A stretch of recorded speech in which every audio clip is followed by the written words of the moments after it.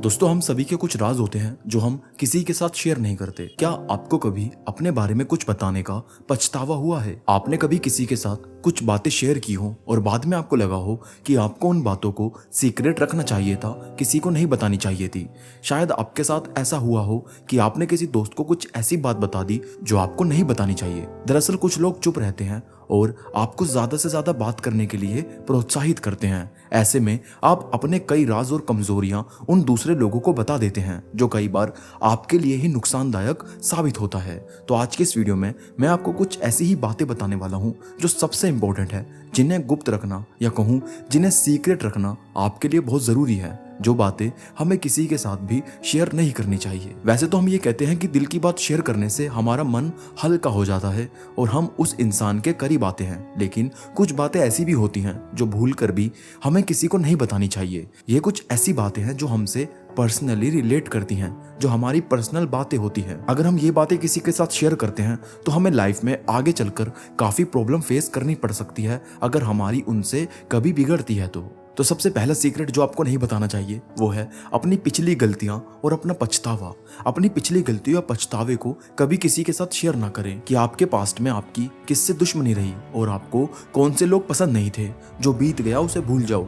जब भी स्थिति बदलती है तो आप अपने दुश्मनों के बारे में जो बातें शेयर करते हैं उनका उपयोग आपके खिलाफ ही किया जा सकता है। प्रत्येक व्यक्ति अपने पास्ट में कुछ गलतियां करता है, उसे अपने अतीत में किसी बात या किसी इंसिडेंट पर पछतावा भी हुआ होगा, तो ऐसी बातों को शेयर करने से बचना चाहिए। अगर लोग आपकी कुछ गलतियों के बारे में नहीं जानते तो उन्हें गुप्त रखें, इसमें कोई बुराई नहीं है, ताकि लोग आपको जज ना कर सकें और आपकी गलतियों के आधार पर आपका यूज ना करें। दूसरा सीक्रेट है कि दूसरे लोगों के रहस्यों को भी किसी के साथ शेयर नहीं करना। किसी भी व्यक्ति से किसी के बारे में बुरी तरह से बात नहीं करनी, जिसके लिए आपको शर्म आनी चाहिए।